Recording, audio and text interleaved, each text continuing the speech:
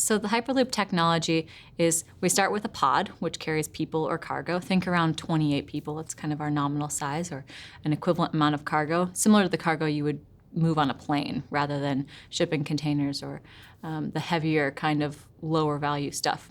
This pod is inside of a tube, which we remove most of the air from. So we're in a low pressure environment, which makes us more aerodynamic and allows us to go faster for less energy. So the vacuum is not actually propelling the pod, but it's enabling the pod to do more for less. What is propelling the pod is a linear electric propulsion system, so 100% electric system. It's all autonomously controlled, and we're levitated with magnetic levitation. So we have no contact from wheels on rails. We have very little air resistance in this low pressure environment, which all feeds into us going very fast for very little energy in this fully electric system.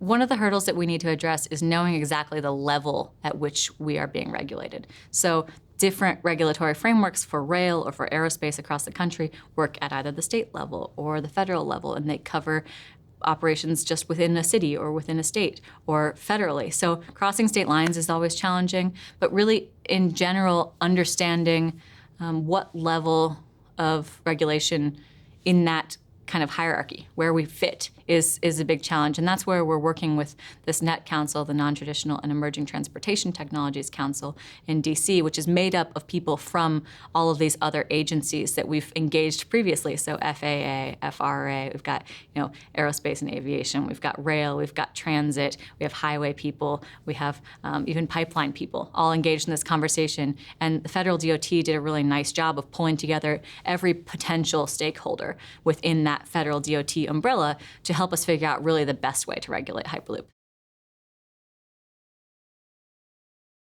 Working with a lot of different stakeholders is definitely a challenge.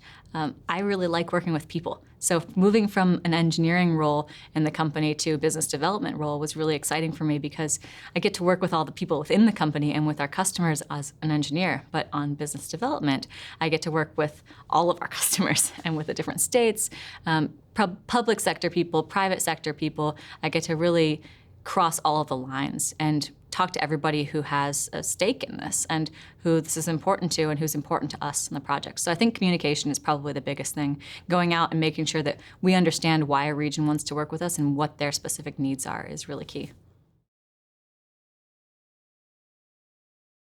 Well, in my ideal world, we would have Hyperloops kind of in a web network around the country and around the world. And I think a lot about this. I spent 9 months up at our Las Vegas test facility and came back to LA every weekend. And while that's not one of the routes that we're looking at in our kind of first round of corridors, a Hyperloop from LA to Las Vegas would be great. And just the flexibility that that gives you. You don't need to book a plane ticket. You can just hop on the Hyperloop when you're ready to go. It's really exciting.